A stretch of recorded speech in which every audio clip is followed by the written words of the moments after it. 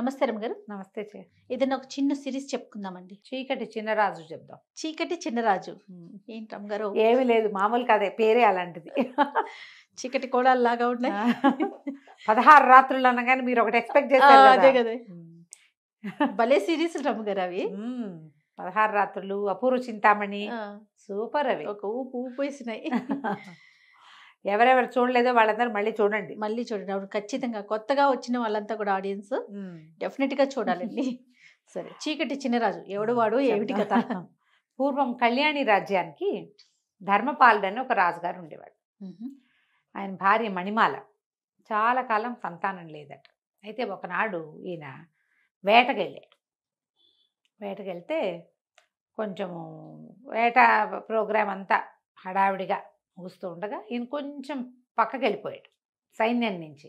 మామూలుగా వేటకి వాటికి ఎట్లా వెళ్తారు, గుంపు ఉంటారు రాజుగారి వెనక. దేన్నో చూసి వేట తమకం. వేట ఏంటంటే అది ఒక పిచ్చ కింద ఉంటుందన్నమాట. ఏదైనా కనపడింది అనుకో దాని వెనకాల పరిగెడతారు. వెనకాల ఎవరైనా వస్తున్నారు రావట్లేదు చూసుకోరు. అవును. ఆ చూసుకొని తనతో ఈయన ఎక్కడికో వెళ్ళిపోయాడు అడవి మధ్యలోకి. వెళ్ళిపోతే ఈ అడవి మధ్యలో ఇంకా పులి దాడి చేసేసింది ఈయన మీదకి, వెనక్కి తిరిగేసింది. ఆ సమయంలో ఏమైంది, ఈయన బాణం వదిలేసరికల్లా ఈయన కంటే ముందే ఇంకో బాణం తగిలింది ఆ పులికి. అది ఎవరా అని చూస్తే దూరంగా ఒక చోట నిలబడి ఉన్న ఒక ధానుష్కుడు ఒకడు బాణం వేస్తూ కనపడ్డాడు. సరే వెళ్ళి చూసేసరికల్లా ఆమె ఒక స్త్రీ, రాజుగారి ప్రాణాలు కాపాడింది. ఆవిడ సౌందర్యవతి, యవ్వనవతి, బాగుంటుంది. రాజుగారు ఎవరు ఏమిటి అని కనుక్కుంటే అక్కడున్న శంబర రాజ్యానికి రాకుమార్తెని, మా అన్నయ్య మేము వేటకొచ్చాం, నేను కొంచెం యువతలకు వచ్చాను, మా వాళ్ళు వెనకాల ఉన్నారు, మీ ఇది కనపడింది, మీరు పులిని తరుముకుంటూ వచ్చారు, పులి మీ మీదకి దూకపోతుందని బాణం వేశానని చెప్పింది. ఆ అమ్మాయి పేరు సుమరేఖ. ఆవిడ అన్నయ్య రాజవర్మ. ఈయన ఆవిడ సౌందర్యానికి పడిపోయాడు. ఓకే. ఆమెను వివాహం చేసుకుంటానని అడిగాడు. అడిగేసరికల్లా ఈవిడేమంది, ఇట్లా కనపడంగానే పెళ్లి చేసేసుకుంటారా అంటే, కాదు నేను వివాహితున్నే, నేను రాజు ఇంకో 2-3 పెళ్ళిళ్ళు చేసుకోవచ్చు, నువ్వు నా ప్రాణాలు కాపాడావు, నీ సౌందర్యము నాకు నచ్చిందని ఆవిడ్ని తీసుకొచ్చాడు తనతో పాటు. తీసుకొచ్చి పెళ్లి చేసుకున్నాడు. ఆ కాలంలో ఇది మామూలే కాబట్టి రాణిగారు ఏమనలా. ఓకే. చాలా కాలం సంతానం లేరు, ఈవిడికి పిల్లలు పుడతారని ఊహించారు. ఈవిడ ఒక మాధవి అని ఒక మనిషిని అరేంజ్ చేసుకుంది. క్రమంగా పెత్తనం అంతా చేజెక్కించుకుంది బాగా. మణిమాలాదేవి ప్రశాంతంగా నిశ్శబ్దంగా ఉండేది. ఇంతలో ఒక కొత్త వార్త వచ్చింది. ఏమిటంటే ఇంతకాలం పిల్లలు లేని మణిమాలాదేవి గర్భవతి అయింది అని. ఇప్పుడు వీళ్ళకి తట్టింది, ఈ సుమరేఖకి ఆమె అన్నయ్యకి. ఇప్పుడు రాణిగారికి అంగరంగ వైభవంగా సీమంతం చేస్తారు. పొద్దున ఆవిడ కుమారుడు పుడితే వాడు రాజు అవుతాడు, అంతే. ఇప్పుడు రాణిగా రాజుగారి ప్రేయసే సుమరేఖ, ప్రియ భార్య కానీ ఉత్తరాధికారి కాదు. ప్రజలు ఒప్పుకోరు. రాజు ఇంకా మరి ఇప్పటిదాకా గర్భవతి కానీ సడన్గా సంతానం అనేసరికి సంతానం మీద వ్యామోహం ఎవరికైనా ఉంటుంది. రాజ్యానికి ఉత్తరాధికారి. దాంతో వీళ్ళకి ఏమనిపించింది, ఎలాగైనా ఈవిడ్ని తప్పించేసేయాలి. తప్పించాలని ఏం చేశారు, ఆ సైన్యాధిపతి, అతని పేరు ఏదో సమరపాలుడు లేదా సమర భూపతి అనుకుందాం, ఈయన ధర్మపాలుడు కదా, ఆ సమర భూపతికి ఒక ఉత్తరం వచ్చింది.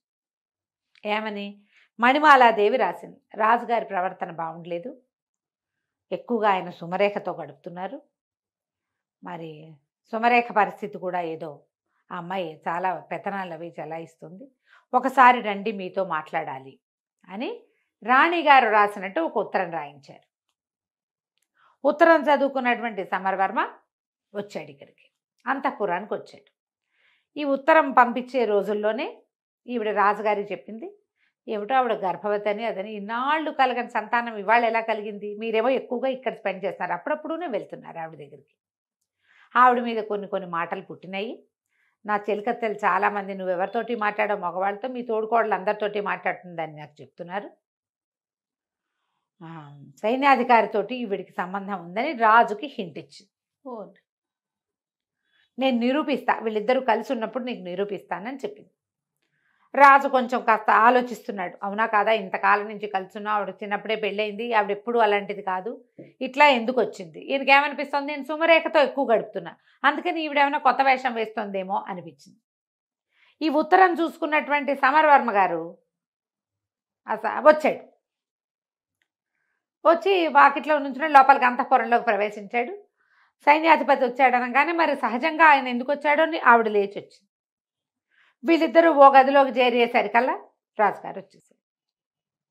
ఎవరెవరా ఇంత పని చేస్తావా, వీడిని బంధించండి అన్నారు. సైన్యాధిపతిని బంధించేశారు.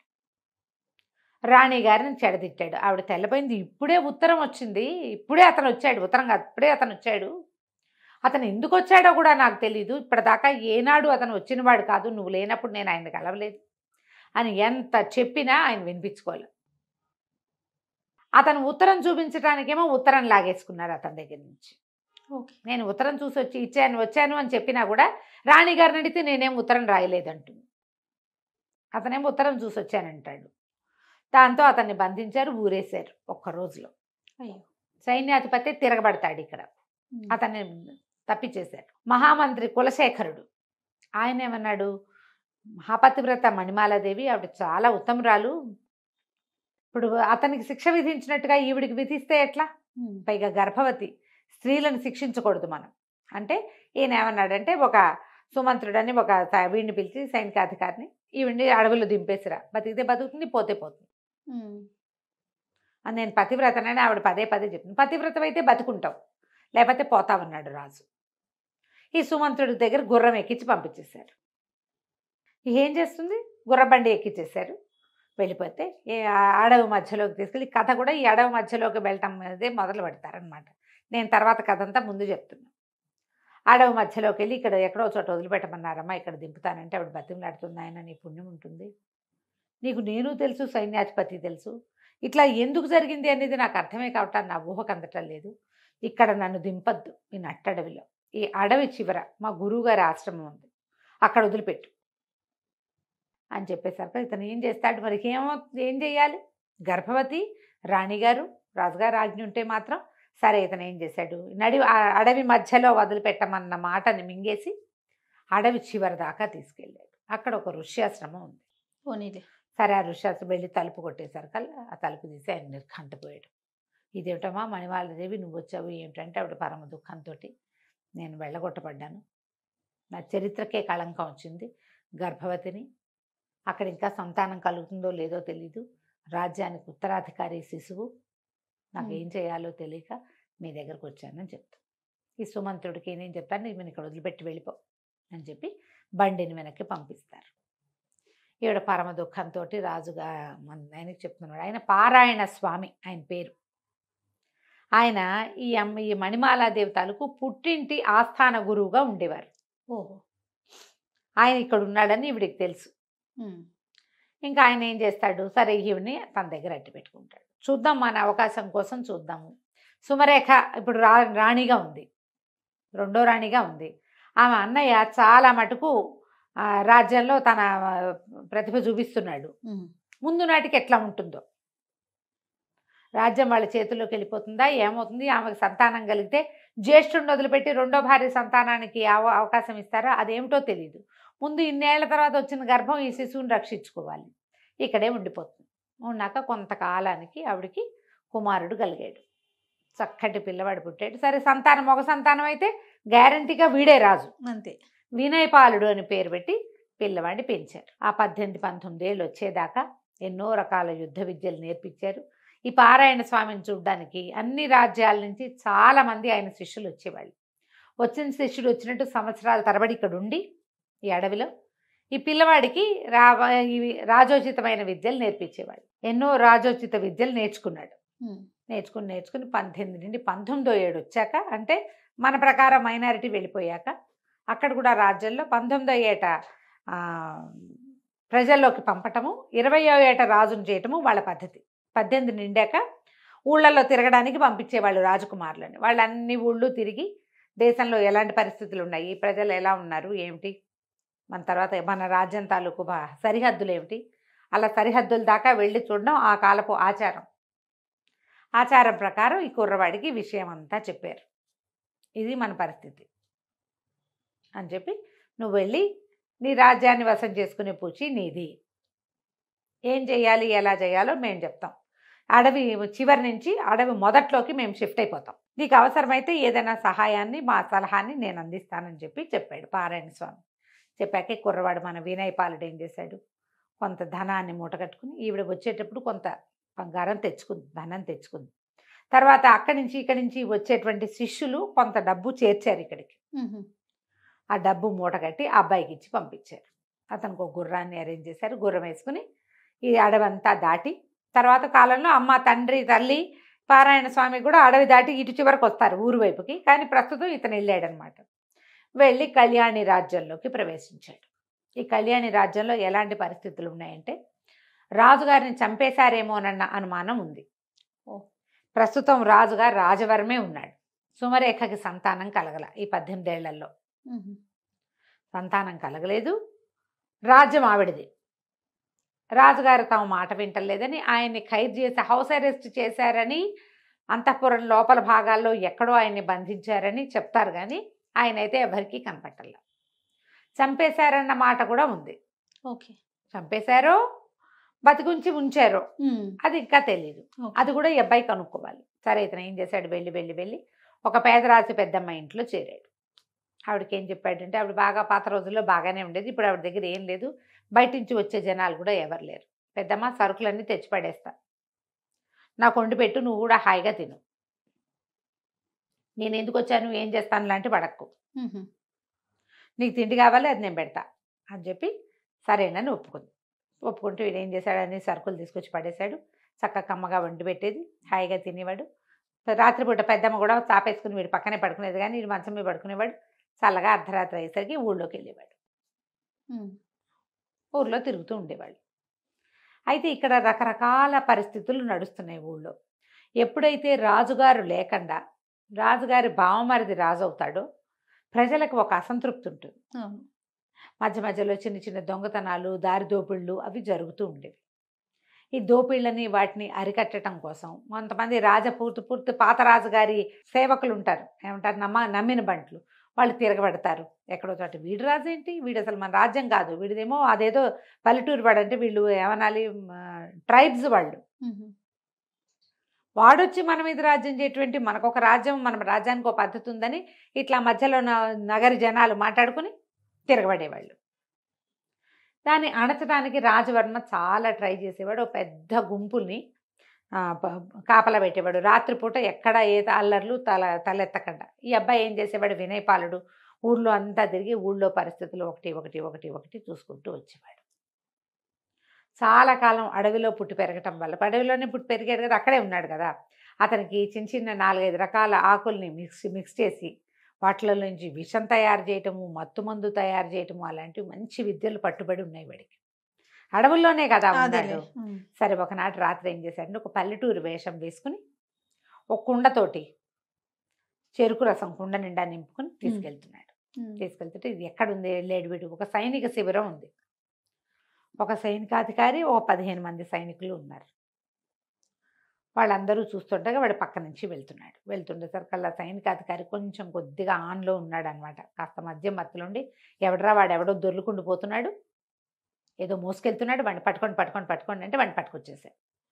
ఎవరు నువ్వు, ఎక్కడికి వెళ్తున్నావు ఏంటంటే, అయ్యా నా పేరు చీకటి చినరాజు అండి, మరి మన పక్క సందులో శెట్టి గారు అమ్మాయి పెళ్ళయింది కదా, వాళ్ళ పెళ్లి వాళ్ళు పై సందులో పెట్టి ఉన్నారండి, మరి అల్లుడు గారి స్నేహితులందరికీ చెరుకు రసం కావాలని అడిగారు, ఇప్పుడే చెరుకు రసం వచ్చిందండి, సాయంకాలం నుంచి అడుగుతుంటే మాకు దొరకలేదు, ఇప్పుడే దొరికింది, ఇచ్చిరమ్మన్నారండి, అది పుచ్చుకుని వెళ్తున్నాను అన్నాడు. అనేసరికి చెరుకు రసం అనగానే ప్రతి వాళ్ళకి ఏది చూపించు అని తీశారు. బాబోయ్, నా రసం నా కుండ లాగేసుకుంటే ఎలాగండి, వాళ్ళు ఒప్పుకోరండి అంటే, కుండ నిండా వేరేది పోసిస్తాం మేము అన్నారు. అంటే కాదండి శెట్టి గారు ఒప్పుకోరండి, నేను వదలనండి కుండ అన్నాడు. ఈయన ఒక నెత్తి మీద ముటికే పెట్టి కుండ లాక్కున్నారు. లాక్కుని, వెధవా నువ్వు దుర్మార్గుడివి, కంపు సారా ఏదో మోసుకెళ్తున్నావు, నువ్వు సారా ఇక్కడి నుంచి అక్కడికి ఇల్లు మారుస్తున్నావు, నువ్వేమంటారు దాన్ని స్మగ్లింగ్ చేస్తున్నావు అని చెప్పి ఆ నేరం మీద నేను అరెస్ట్ చేస్తామని బెదిరించి అందరూ తలా ఒక గ్లాసు పుచ్చుకున్నారు. చెరుకు రసం రుచిగా ఉండి పెద్ద అధికారి 2 గ్లాసులు పుచ్చుకున్నాడు. కుండ ఖాళీ అయిపోయింది, అంత బాగా అది ఖాళీ అయిపోయింది. ఖాళీ అయిపోతే దాని నిండా కంపు సారా పోసి పెట్టండి, వీడు అది పట్టుకెళ్తున్నాడు రాసేద్దాం, వీడు తెచ్చిన జ్యూస్ అంతా తాగేశారు, కంపు సారా పోయమన్నారు. అందులో కంపు కొడుతున్న ఒక పాతకాలపు పులిసిపోయిన సారా పోసేయమన్నారు. ఆ సారా తెచ్చి పోసే లోపలే తెచ్చేవాడు పడిపోయాడు మొదట. టకా చాప చుట్టల్లాగా 15 మంది సైనికులు బిళ్ళబీటుగా పడిపోయారు. అందరికంటే అధికంగా సేవించిన అధికారి గారు కుర్చీలో కూర్చోవాడు అదే పాళంగా పడ్డాడు. కుర్రాడు ఏం చేశాడు, మొత్తం అందరికీ టకా బట్టలు ఉడదేశాడు. బట్టలన్నీ మూటకట్టేశాడు. అక్కడి నుంచి పడితే వచ్చేటప్పుడు ఇది పెద్ద బానక అక్కడ చిన్న బాక్స్ లాంటిది భుజా చేతుకున్న సంచిలో తెచ్చాడు. అందులో ఏంది కాటిక మసి వీళ్ళందరి మొహాలకి పులిమేశాడు. అందరూ లాగులతోటే ఉన్నారు, ఏం లేవు. బట్టలకి అక్కడే ఉంటే వేసుకుంటారు. బట్టలన్నీ మూట కట్టేసి అందరికీ చేతులు వెనక్కి పెట్టి కట్టేశాడు. ఆడ కూలబెట్టి అందరినీ లైన్గా కూర్చోబెట్టి వెళ్ళిపోయాడు. ఆ మత్తులో ఎవరేం చేస్తున్నారో వాళ్ళకేం తెలీదు. వాళ్ళు ఏం చేశాడు, వెనకాల ప్రతి వాళ్ళకి మసితోటి చీకటి చిన్నరాజు అని రాశాడు. వెళ్ళిపోయాడు. ఈ బట్టల మూట మోసుకుంటూ వెళ్తుంటే ఏమనుకుంటారు, చాకళ్ళు వెళ్తున్నారు అనుకుంటారు. అక్కడ ఒకళ్ళిద్దరు సైనికులు కనపడ్డారు, కానీ బట్టలు మోసుకెళ్ళేవాడిని ఏమంటారు, తెల్లవారుజామున చెరువులకు మోసుకెళ్ళే వాళ్ళు ఎవరో పట్టుకుపోతున్నారు అనుకున్నారు. బట్టలన్నీ తీసుకెళ్ళిపోయి పేదరాశి పెద్ద ఇంట్లో దాచేసి పడుకున్నాడు వీడు మాట్లాడకుండా. ఓ 3-4 గంటలు నిద్రపోయి తెల్లారాక వచ్చేసాడు ఇక్కడికి మామూలు బట్టల్లో. మసిపూసి మారేడుకాయలు చేసి అక్కడ పెట్టాడు. తెల్లారేసరికి చేరిపోయాడు. పొద్దున్న లేచేస్తే ఏముంది, వీళ్ళు ఇంకా మత్తులో దోగుతున్నారు. కాస్తా స్పృహ వచ్చి చూసుకుంటే ఒంటి మీద బట్టలు ఉన్నట్లేవు, ఏమిటో చేతులు కట్టేసి ఉన్నట్టున్నాయి. అయోమయంగా ఉంది వాళ్ళకి. జనాలు ఒకళ్ళు చేరిపోయారు. పొద్దుటిపూట కొడకాళ్ళు బుడ్డాళ్ళు వాళ్ళు వీళ్ళు చేరతారా, వాళ్ళందరూ కేరింతలు కొట్టారు. ఎవరో ఉన్నారు, మసిపూసి ఉన్నారు, వీళ్ళు మొహాలు గుర్తుపట్టేలాగా లేవు. నగలు తీసేశాడు. అందరికీ నెత్తి మీద స్థిరస్థానాలన్నీ తీసుకెళ్ళి ఒక మూల బారేశాడు. అక్కడేదో మురుగుంటుంటే అందులో బారేశాడు. బట్టలు లేవు, బూచిపాతరాయిళ్ళుగా ఉన్నారు ఇంచుమించుగా. అందరు దిశమొల్లలతో ఉన్నట్టే, ఏవో చిన్న వస్త్రాలు లోపలేసుకునేవి ఎంత ఉంటాయి. అక్కడి నుంచి జనం అంతా చేరారు. కొంత నోట్లో కొన్నేమో వాళ్ళవి ఆ స్థిరస్థానాన్ని మెడలో వేసుకుని మఫ్లర్ లాంటివి నోట్లో కుక్కేశాడు. మూలేదా ఆలేదు, నోటి నుంచి మాటలు రావట్లేదు. వాళ్ళకేదో తెలుస్తోంది కానీ తెలియటం లేదు. అక్కడి నుంచి జనం అంతా చేరారు. గందరగోళం. సైనిక శిబిరం ఇది. వాళ్ళేనో కాదో తెలీదు, దగ్గరికి వెళ్తే ఏమవుతుందో తెలీదు. జనాలంతా చేరారు. ఈ లోపల ఒకళ్ళు ఇద్దరు తొందరపడి కాస్త ముందుకెళ్తుంటే ఇక్కడ నుంచున్నాడు కాబట్టి ఓబోయ్ ఇంకా నయం అందులోకి వెళ్ళామంటే నువ్వు ఏమవుతుంది, దీన్ని ట్యాంపర్ చేసినట్టు అవుతుంది సాక్ష్యాలని. అదొకటి. వీళ్ళు నీ మీద పడతంతారేమో తెలీదు, అసలు వాళ్ళు ఎవరో తెలీదు. రాజభట్లు వచ్చేదాకా వీళ్ళని ముట్టుకోకూడదు. ఇక్కడి నుంచి ఖబర్ అందించాలా. లేనిపోంది వాళ్ళ జోలికి వెళ్ళామంటే నీ నెత్తి మీదకి వస్తుంది, నిన్ను ఉరికంబానికి ఎక్కిస్తారు, నువ్వే చేసావంటారు అనేసరికి ఆ ముందుకెళ్ళిన ఉత్సాహవంతుడు కూడా వెనక్కి వచ్చేసాడు. జనం అంతా చేరిపోయారు. ఈ లోపల రాజస్థానానికి కబురు వెళ్ళింది, ఇక్కడ సైనిక శిబిరంలో కొంతమంది కట్టేసి ఉన్నారని, వాళ్ళ మొహాలు నిండా మసి ఉందని, ఒంటి మీద గుడ్డలు లేవని, సైనికులు లేరని, వీళ్ళే సైనికులేమోనని అనుమానంగా ఉందని. ఈ మొత్తం మీద ఏం చేశారు, సరే ఇంకొంతమంది వచ్చి ఆ నోట్లోంచి గుడ్డలు లాగితే వీళ్ళే బేరమన్నారు. వీళ్ళని ఎట్లా తీసుకెళ్లాలో తెలియలే. సరే ఆయన అన్నాడు, ఎలా ఉన్న వాళ్ళని అలా తీసుకొచ్చేసేయండి అన్నాడు. ఇక చేతులు కాళ్ళు కట్టేస్తున్న జనం అందరినీ సభలోకి ప్రవేశపెట్టారు. పెడితే ఏముంది, గోచిపాతరాయిళ్ళు, మొహాల నిండా ఒంటి నిండా మసి, వీపుల మీదేమో చీకటి చిన్నరాజు రాస్తుంది అని రాసేసింది. ఇక దాంతో నేను అన్నాడు, ఎవరో చేశారు ఇది కావాలని. ఏం తాగారు అనేది వీళ్ళు చెప్పలేకపోయారు. వీళ్ళు ఏం చేశారు, ఎవడో ఒకడు ఏదో తెచ్చాడు, అవి తాగామని చెప్పల. వాడెవడో ఒక పల్లెటూరు వాడు వచ్చాడని, తమ మొహాల మీద ఏదో విసిరాడని, దానివల్ల తమ స్పృహ తప్పి పడిపోయామని వాడు ఇది చేశాడని చెప్పారు. వాడు చెరుకు రసం తెచ్చాడు, మేము తాగాము, వాడిని మ్యాన్పులేట్ చేద్దాం అనుకున్నాం, వాడు మమ్మల్ని మ్యాన్పులేట్ చేశాడు. అలా నిజాలు ఎవరు చెప్తారు? అదే కదా. ఎవడో ఒక పల్లెటూరి వాడు అన్నది మాత్రం జనంలోకి వెళ్ళింది. పల్లెటూరు వేషంలో ఉన్నాడు వాడు. అక్కడి నుంచి ఈయన అన్నాడు, సరే కాపలా పెంచండి, పల్లెటూరు వేషాల్లో పై ఊళ్ళ నుంచి వచ్చిన వాడు ఎవరైనా ఉన్నారేమో కనుక్కోండి, ఏ సత్రాల్లో మనుషులు ఎవరు దిగారో చూడండి అన్నారు. ఆ ఆజ్ఞలు వెళ్ళిపోయినాయి బయటికి. వీళ్ళనేమో నిలబెట్టారు. కాళ్ళు చేతులన్నీ కట్లన్నీ ఓడదీసేసరికి వీళ్ళని ఏం చేద్దామండి అంటే, వీళ్ళెందుకు బెతవలు, వాడెవడికో దొరికిపోయారు, చంపేయండి వీళ్ళని అన్నాడు. అనేసరికి ఆశ్చర్యపోయారు అధికారులంతా. ఏమిటి, ఒక 15 మంది మత్తుకి లొంగి దొరికిపోతే వాళ్ళని చంపేస్తారా? మహా అయితే సస్పెండ్ చేస్తారు, అంతేనా?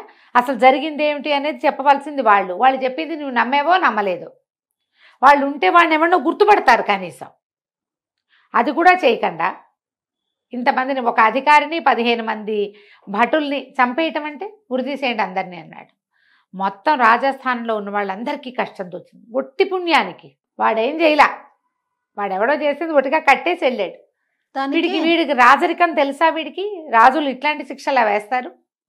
ఈ 15 మందికి ఒక్కొక్కడికి ఒక్కో పటాలాన్ని ఇచ్చి ఊరంతా వెతకండి మీరు గుర్తుపడతారు కదా అనాలి. అది కూడా అంటల్లవాడు. మా పరువు తీశారు కాబట్టి వీళ్ళని చంపేయాలంటాడు. పరువు తీసి వాడెవడికో దొరికారు. మొత్తం ఆస్థానం అంతా ఎదురు తిరిగిపోయింది రాజవర్మకి. అందరికీ మంట వచ్చింది. కానీ ఏమంటే వీడు ఏం చేస్తాడు. అవును. అక్కడి నుంచి రాజ అంతఃపురానికి వెళ్ళాడు.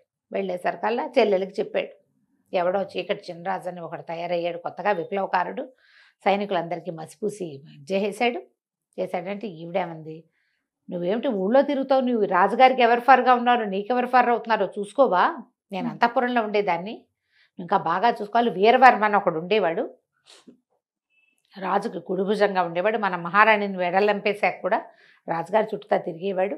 అతనికి మనం ఈయన్ని అంతఃపురంలో బంధించేసామని చాలా మంటగా ఉంది. వాడెవరినైనా చేశాడేమో, ఇట్లా ఏర్పాటు చేశాడేమో, ఎవరైనా అతనే చేశాడేమో ఈ పని, ముందు అతన్ని బంధించు, అతన్ని చెరసాల్లో వేయి. భయపడతారు జనం. ఇప్పుడు అతన్ని దీంట్లో అంటే అతను తర్ఫీదు చేసి ఎవరినైనా ఈ పని చేయిస్తుంటే పెద్దవాడిని బంధించామనుకో, చిన్నవాళ్ళు ఏం చేస్తారు, సైలెంట్గా ఉండిపోతారు. అవును. అనేసరికల్లా వీరవర్మని బంధించారు. జనాలంతా ఆశ్చర్యపోయారు, ఎందుకు బంధించారు. ఈ వీరవర్మ అరెస్ట్ కూడా ఏం రహస్యంగా జరగల, ఓపెన్గానే జరిగింది. ఊళ్ళో తిరుగుతున్న వినయపాలుడికి వీరవర్మని బంధించారని తెలిసిపోయింది. తెలియంగానే ఇతను ఏం చేశాడు, అక్కడికి ఒక పావురాయి టపా మీద పారాయణ స్వామివారికి కబురు పంపించాడు, వీరవర్మని బంధించారు, ఏం చేయను అని. చెరసాల్లోకి రెండో పక్క నుంచి ప్రవేశించచ్చు, వీరవర్మని విడిపించు, వీరవర్మ మనవాడు అని కాగితం వచ్చింది. ఇతను ఏం చేశాడు, చెరసాల బయట నుంచి చూడడానికి అది చాలా పెద్దది, దానికి వెనకాల భాగంలో ఒక నది ఉంది. ఆ నది నిండా మొసళ్ళు ఉన్నాయి. ఆ మొసళ్ళు ఏంటంటే కొంత సమయం ఇట్లా పైకి వచ్చి విశ్రాంతి తీసుకుంటాయి. ఆ విశ్రాంతి తీసుకునే సమయంలో వెళ్ళగలిగితే ఒక రకం, ఎట్లా వెళ్ళాలి, ఏం చేశాడు, మాంసం కొనుక్కున్నాడు. బోల్డనే మాంసం ముద్దలు ఒక సంచిలో వేసుకుని సాయంకాలం దాకా ఆగి చీకటి పడేదాకా రాత్రి వేళ ఇక నది దాటడానికి ప్రయత్నం మొదలుపెట్టాడు. మాంసం ఉంది, ఒకవేళ మొసళ్ళు వస్తే ఒక మాంసం ముక్కేసి తప్పించుకోవచ్చు. అడి తిరిగి మొత్తానికి చెరసాల వెనక భాగంలో చేరాడు. వెనక భాగంలో చేరితే అక్కడ ఏం చేశాడు, తన దగ్గర ఒక చిన్న సాధనం ఉంది. రాత్రి ఇదంతా ఈదుకుని వెళ్ళేసరికి అలసిపోయాడు. రాత్రికి బాగా రాత్రి అయ్యేసరికి పడుకుని నిద్రపోయాడు. అక్కడి నుంచి ఏం చేశాడు, అర్ధరాత్రికి 1 గంట 2 గంటలకు మెలకు వచ్చాక చిన్న ఇంత ఇనప సాధనం తెచ్చాడు. ఈ నది నీటికి వెనకాల భాగాలు నానిపోయి ఉంటాయి, కదలకపోతే ఏమీ కదలవు, కానీ దెబ్బ కొడితే కదులుతాయి. ఏం చేశాడు, అంత కొట్టి పెద్దదే దాంట్లో ప్రవేశించాడు. ఇతను ఎక్కడున్నాడో తెలియదు. వెళ్ళి చూస్తే ఎవరి దారిని వాళ్ళు నిద్రపోతున్నారు. దానికి చెరసాల మీద అతను కనుక్కున్నది ఏంటంటే, లోపల నుంచి బయటకు వచ్చే మార్గాలు లేవు కాబట్టి లోపల పెద్ద కాపలా ఉండదు, అక్కడోడు ఉంటారు. లోపల నుంచి బయటికి రావడానికి ఒకే ఒక పెద్ద దారి ఉంది, పెద్ద దారిలో 100 మంది ఉంటారు. రెండో దారి ఈ నది. నదిలోకి ఎవడెళ్తాడు, చాలా ఎత్తు, దాని నిండా నీళ్లు, దాని నిండా మొసళ్ళు, కాబట్టి ఎవడు ఆ వైపు ప్రయత్నం చేయడు. ఎట్లా తప్పించుకోవాలి అని ఇదంతా చూసి ఏం చేస్తాడు, లోపలికి వెళ్ళిన తర్వాత ఒక ఖైదీ ఎవరో ఒక అతను ఇట్లా బయట చట్టాలాగా ఉంటే అక్కడ పడుకుని ఉంటాడు. ఆ పక్కన చేరాడు. అన్న వీరవర్మని బంధించారంటగా, ఏం చేస్తారంటే, ఏముంది చేస్తారా, పడుతాడేసి ఊరేస్తారు రేపొద్దున అంతే.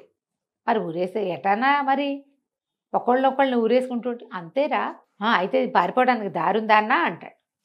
ఎందుకు లేదురా దారి, బ్రహ్మాండంగా ఉంది, బయటకు వెళ్తే చంపేస్తారు, దాని మీద లోపల చచ్చిపోవడం బెటరు అనేసరికల్లా, కాదన్నా పొద్దున్న రాళ్ళు కొడుతుంటే ఒకటి చెప్పాడు నాకు, నది వైపు నుంచి పారిపోవచ్చు అంటన్నా, దానికి ఒక దారి ఉందంట అన్నాడు. అనగానే వాడు అన్నాడు, ఆ రెండో ఖైదీ, ఒరే పారిపోయే వీలుంటే మనం పోదాం రా, వీరవర్మ ఎందుకురా మనకు అన్నాడు. అటగాదు, వీరవర్మని తీసుకెళ్తే వీరవర్మ కోసం వెతుకుంటారు, వీరవర్మ పెద్దవాడు, మనం చిన్నవాళ్ళం కదా, మన్నెవరు పట్టుకుంటారు, ముందు వీరవర్మ ఎక్కడున్నాడో చెప్పు అని అడిగాడు. ఎందుకు చెప్పను, నాకు తెలుసు, నేను పొద్దునే చూసా, పద వెళ్దామని ఆ వీరవర్మ దగ్గరికి తీసుకుపోయాడు. ఆ లోపల ఉన్న ఎవరు 2 సెంట్రీలు ఉన్నారు అంతే, వాళ్ళని చూసి ఓ పక్క నుంచి చెరుకో దెబ్బ కొట్టి వాళ్ళని లాగేశాడు. ఆ వీరవర్మ ఉన్న దాని దగ్గరికి వెళ్ళారు. దానికి ఏం పెద్ద తాళం లేదు, పాడు లేదు, ఇట్లా తోసి పెట్టారు. అతను ఒక 50 ఏళ్ల వాడు. అక్కడికి వెళ్ళి, నేను తప్పించడానికి వచ్చాము అనేసరికల్లా, మీరెవరు, నేను ఎందుకు బయటకు తీసుకెళ్ళి నన్ను చంపేస్తారన్నాడు. చంపేమో, మేము పారిపోవటానికే వచ్చామని చెప్పి తీసుకొస్తారు. బయటికి తీసుకొచ్చి 3 కలిసి ఆ దారి గుండా వెళ్ళిపోతారు. బయటికి. అప్పుడు వీరవర్మని అడుగుతాడు, నదిలో మొసళ్ళు ఉన్నాయన్నారు, నాకు ఒక్క మొసలు కూడా కనపడలేదు, వీటికి ఈ నదికి ఇంకో దారి ఉందా? ఆయన పక్కపక్క నవ్వే, లేదు, నదిలో అసలు ఒక్క మొసలు కూడా లేదు, సైనికులే ఒకళ్ళిద్దరిని చంపేసి మొసళ్ళు లాక్కుపోయినాయని ఊర్లో ప్రథ పుట్టించారు. మొసళ్ళు లేవని తెలిస్తే ఎవడో ఒకడు ప్రాణాలకు తెగించి వచ్చేస్తాడు, మొసళ్ళు ఉన్నాయంటే రారు కదా, అందుకని భయపడతారుగా. అందుకని మేమేరు చేసిన ఏర్పాటే, రాజుగారు చేసిన ఏర్పాటే ఇది, మొసళ్ళు ఏమీ లేవంటే ఈదుకుంటూ ముగ్గురు బయటికి వెళ్ళిపోయారు. తెల్లవారుజాముకి వీళ్ళు దాటేటప్పుడు, కంతలోంచి దాటేటప్పుడు ఏం చేశారు, వాళ్ళు మొదట పెట్టిన కంత ఎంత, మన చీకటి చిన్నరాజు రావడానికి వినయపాలుడు వచ్చే కంత, ముగ్గురు వెళ్ళడం కోసం చుట్టూతా అంచులన్నీ పగలగొట్టారు. తెల్లవారుజామునే ఒకడెవడో బాత్రూమ్కి వెళ్ళటం కోసం లేచి, అప్పుడు కొంచెం వెన్నెల బాగా ఉంది, వెలుగు, ఎండాకాలపు దగ్గర రోజులు, తొందరగా వెలుతురు వచ్చేసి ఆ కంత కనపడింది వాడికి. కనపడ్డం ఏమిటి, సెంట్రీల కోసం చూస్తే లోపల ఉన్న సెంట్రీలు చాలా తక్కువ మంది ఉన్నారు సైనికులు. వీడు ఒకళ్ళు అందరినీ లేపొచ్చేసి, అరే ఇటు నుంచి పారిపోవచ్చురా, నదిలో పడిపోతే పోతాం, పోని మొసళ్ళు ఉన్నాయి, ఒకళ్ళో ఇద్దరినో లాక్కుపోతాయి, మిగిలిన వాళ్ళంతా బతికేస్తాం కదా అని చెప్పేసి మొత్తం లోపల ఉన్న ఖైదీలు అందరూ బయటకు వచ్చేసారు. వీరవర్మే బయటకు వచ్చిన సంగతి తెలీదు, ఖైదీలందరూ పోయారు కదా, అంతా బయటకు వచ్చేసారు. వీళ్ళు ఇదంతా ఈదుకుంటూ అడవి దారి పట్టారు. అతనికి ఈ కుర్రాన్ని చూసినప్పటి నుంచే అనుమానంగా ఉంది, వీడిని ఎక్కడో చూసినట్టుంది పిల్లాన్ని అని. అక్కడికి తీసుకెళ్ళాడు, అడవికి తీసుకెళ్తే అడవి మొదటి విభాగంలోనే పారాయణ స్వామివారు చిన్న కుటీరం నిర్మించుకుని మణిమాలాదేవితో సహా అక్కడే ఉన్నాడు. అందులోకి వెళ్ళేసరికల్లా ఆయన చూసి దండం పెట్టాడు, ఈ కుర్రాడు నన్ను రక్షించాడండి అంటే, కుర్రాడు కాదు నిన్ను రక్షించింది, నిన్ను రక్షించిన కారణం ఇంకొకటి ఉందని అమ్మాయి అని పిలవగానే ఆవిడ లోపల నుంచి వచ్చింది. ఆవిడ చూసేసరికల్లా గంటపేడు, అమ్మ బతికే ఉన్నారా తల్లి, సంతానం కలిగిందా మీకు, ఎట్లా ఉన్నారు ఇంతకాలం అని అడిగితే, నాకు కలిగిన సంతానమే నిన్ను తీసుకొచ్చిందిరా నాయన అని చెప్పి, ఇగో పిల్లవాడు ఈయనే యువరాజు అని చెప్పేసి చాలా సంతోషించాడు. రాజుని బంధించారు. అయితే మనం రాజుని బయటికి తేడా, నేను బతికే ఉన్నాడు, ఆయన చావల, మరణించలేదు, జీవించే ఉన్నాడు. అంతఃపురంలో ఒక ప్రత్యేకమైన ఇది ఉంది, చెరసాల లాంటిది, దాంట్లో అందులో ఉన్నాడు. నేను ప్రజల్ని పట్టుకోగలుగుతాను, ప్రజలంతా కూడా రాజే కావాలని కోరుకుంటున్నారు, రాజవర్మ పద్ధతులు మంచివి కాదు, మన సొంత సైనికులకి మనం శిక్షలు వేయకూడదు, ఎప్పుడు శిక్ష ఇంగానే మన మీద వ్యతిరేకత వచ్చేస్తుంది. అతను అట్లాంటివి ఎన్ని చేశాడు, మొత్తం రాజ్యాన్ని చేజెక్కించుకున్నాడు. మనం ముందు రాజుని గనక తప్పిస్తే అప్పుడు ఏ పనైనా చేయొచ్చు. రాజుని తప్పించటం ఎలా, రాజుని తప్పించాలంటే సులువైన మార్గం ఏంటంటే మంత్రి కులశేఖరుణ్ణి పట్టుకోవడం. కులశేఖరుడి మీద కూడా కొంత తేడా వస్తుంది, ఇంకా కొద్ది రోజుల్లో కులశేఖరుని కూడా తప్పిస్తారు. రాజ్యం ఆనుపాను తెలియటం కోసం వీళ్ళని ఉంచాడు, అదంతా మొత్తం పట్టు రాచరిక పట్టంతా వచ్చిందంటే కులశేఖరుని కూడా తప్పించేస్తారు. కానీ ఈ అంతఃపురంలో ఏ ఏ ప్రాంతాలకి ఎలా వెళ్ళాలి అనేది, ఎట్నుంచి బయటికి రావాలనేది కులశేఖరుడికి తెలుసు అని, నువ్వు కులశేఖరుడి దగ్గరికి వెళ్ళు అని చెప్పి వీరవర్మ వీళ్ళతో పాటు అడవిలో ఉండిపోయాడు. రకరకాల ఉత్తరాలు రాసిచ్చాడు, ఒక్కొక్కళ్ళకి ఉత్తరాలు అందిస్తే వాళ్ళంతా సిద్ధపడతారు రాజవర్మ మీద మనం తిరగబడ్డం కోసం. నేను కొంతమందిని మేనేజ్ చేస్తాను, నువ్వేమో కులశేఖరుని కలుసుకోమన్నాడు అనేసరికి ఈ లోపల ఏమైంది, అక్కడ ఎప్పుడైతే ఈ జైలు ఇదైపోయిందో ఈ విషయం ఎట్లా బయటకు వచ్చింది, రెండో పక్క నుంచి వెళ్ళొచ్చని ఎవడో బయట నుంచి కొట్టాడు, అది లోపల నుంచి చేయబడిన హోల్ కాదు. ఇప్పుడు ఒక గోడ పగలగొట్టినప్పుడు అది ఎటు నుంచి మొదట పగిలింది అనేది తెలుస్తుందిగా ఇంజనీర్లకి. బాగా పరీక్ష చేసి బయట నుంచే ఎవడో వచ్చాడు, ఈ బయటవాడెవడు, ఎవరు బయటవాడు అని బాగా ఆలోచించి వీరవర్మని అరెస్ట్ చేశాం కాబట్టి రాజుగారికి నమ్మిన బంటు పాత మంత్రి ఏమైనా ఈ ఏర్పాటు చేశాడేమోనని మంత్రి గారిని బర్తరఫ్ చేశారు, ఉద్యోగం నుంచి తీసేశారు, ఆయన ఇంటికి వెళ్ళిపోయాడు. ఈ మన వినయపాలుడు వాళ్ళ ఇంటికి వెళ్ళాడు, మంత్రి గారి ఇంటికి వెళ్ళి మీ పరిస్థితి ఏంటి అన్నీ కనుక్కున్నాడు. కనుక్కుంటే ఆయన అన్నాడు, నువ్వు ఏం పని మీద వచ్చావు, నీకు అసలు ఏం కావాలంటే రాజు జీవించి ఉన్నాడా లేదా, రాజవర్మ వల్ల ఇలాంటి చాలా ఇబ్బందులు వస్తున్నాయి, నా పేరు చీకటి చిన్నరాజు అని చెప్పాడు. ఈయన ఆశ్చర్యపోయాడు, నువ్వు ఎవరి పనుకొని వచ్చావు, నేను చూస్తే మొహం చూసినట్టుంది కానీ గుర్తు రావటల్లా, ఆవిడ ఎప్పుడు 20 ఏళ్ళు అయిపోయింది ఆవిడ వెళ్ళిపోయి, వీళ్ళకి ఏం గుర్తుంటుంది, ఏదో చూసిన మొహంలాగా ఉంటుంది. అయితే ఈయన ఏమన్నాడు, లోపల రాజుగారు అంటే రాజుని తప్పించవచ్చు కదా, తప్పించాలంటే రాజుగారికి చెప్పాలి, రాజుగారిని తీసుకురావాలంటే ఎవరికైనా ఒకడికి దారులు చెప్పాలి. దారులు కనుక ఒకసారి తెలిస్తే రాజుని తేవడంతో ఊరుకుంటాడా వాడు? ఎవడైనా ఊరుకోడుగా.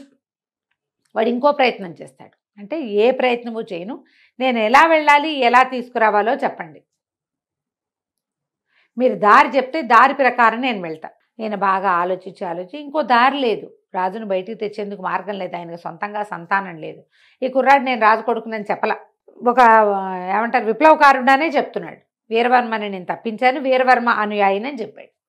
నీ దగ్గరికి వీరవర్మే పంపించాడు, వీరవర్మ తప్పించుకున్నాడు, ఇదంతా తెలిసిన కథే కదా. అందుకని ఈయనేం చెప్పాడంటే దీనికి ఒక మార్గం ఉంది, ఈ అంతఃపురంలోకి రోజు విడిచి రోజు నీళ్ళు వదిలిపెడతారు నదిలోంచి. అక్కడ ఒక పెద్ద ఇనప గేట్ ఉంటుంది, 10-15 మంది సైనికులు కాపలా ఉంటారు. ఆ గేట్లోంచి పిట్టను కూడా లోపలికి పోనివ్వరు. గేట్లు ఎత్తుతారు, ఇనప గేట్లు. ఇప్పుడు మన ఈ ఆనకట్టలకి ఎత్తుతారుగా రిజర్వాయర్లకి, ఆ ఇనప గేట్ ఎత్తినప్పుడు లోపలికి నీళ్లు వెళ్ళిపోతాయి. లోపల ఒక కొలను, తర్వాత వంట ఇంటి అవసరాలకి మొత్తం కావాల్సిన నీరంతా లోపలికి వెళ్ళి అవి నిండిపోగానే దారి మూసేస్తారు. రోజు విడిచి రోజు లేదా 2 రోజులకు ఒకసారి. ఆ దారి నుంచి చేపను కూడా రానివ్వరు. జల్లెళ్ళు ఉంటాయి, జల్లెడ ఉంటుంది, మనుషులు ఉంటారు. అదొక్కటే దారి లోపలికి వెళ్ళటానికి. ఆ దారి గుండా వెళ్ళొచ్చు. అక్కడి నుంచి ఒక ఇది గీసిస్తాడు అంటాడు, ప్రత్యేకంగా ఒక ప్లాన్ గీసిస్తాడు. రాజు ఫలానా చోట ఉంటాడు, నువ్వు ఈ దారి గుండా ఇలా వెళ్ళి ఇట్లా వెళ్ళి అక్కడికి వెళ్ళి ఆయన్ని తీసుకురావాలి. తీసుకొచ్చాక ఆయన్ని బయటికి తేవడానికి ఒక ప్రత్యేక మార్గం ఉంది, మార్గం మూసేయాలి మళ్ళీ. ఒక్కసారి ఆ మార్గం రాజవర్మ కానీ ఒక్క సైనికుడికి తెలిసినా కష్టం. ఇది కేవలం ఆనుచారంగా రాజుకి మంత్రికి మాత్రమే తెలుస్తుంది. సంతానం కలిగాక రాణిగారికి చెప్పేవాళ్ళం, సంతానం ఇక్కడ కలగల అంచేత రాణిగారికి తెలియదు. రహస్య మార్గాలు ఉన్నాయని తెలుసు ఆవిడికి, కానీ ఎక్కడి నుంచి ఎటు అనేది ఆవిడకి తెలియదు. మా తండ్రి ఈ రాజ్యానికి మంత్రిగా ఉండటం వల్ల మాకు మాత్రమే తెలుసు, ఎవ్వరికీ చెప్పకూడదు ఓకే అనేసరికల్లా సరే ఒప్పుకున్నాడు. ఇప్పుడు ఎట్లా ఇన్ని ఇళ్లలోంచి వెళ్ళాలి? సరే ఏం చేయటం మొదలుపెట్టాడు, నదికి ఎగువన ఇప్పుడు ఈ నది నీళ్ళ గుండా ఎట్లా లోపలికి వెళ్ళాలి అనేది ప్లాన్ మొదలుపెట్టుకున్నాడు. ఎలా మన చీకటి చిన్నరాజు అయినటువంటి వినయపాలుడు లోపలికి వెళ్ళాడు, ఏ రకంగా మహారాజుని బయటికి తెచ్చాడో మనం 3వ భాగంలో తెలుసుకుందాం. వీరసేనుణ్ణి వాళ్ళని అడవిలోంచి మన జైల్లోంచి తప్పించాడు కదా, అప్పుడు కూడా గోడ మీద ఈ అబ్బాయి చీకటి చిన్నరాజు అని పేరు రాసి పెట్టాడు చక్కగా. ఎవడో ఉన్నాడని తెలుస్తోంది, విప్లవ వీరులు ఎవరో ఉన్నారని అనిపించి రాజవర్మ సుమరేఖ ఏం చేశారు, మంత్రి గారికి కూడా ఊస్టింగ్ ఇచ్చారు. మనవాడు మంత్రి గారి దగ్గరికి వెళ్ళి రాజును తప్పించే మార్గం ఎట్లా వెళ్ళాలి కనుక్కున్నాడు. అక్కడ ఉన్నాం మనం. అవునండి.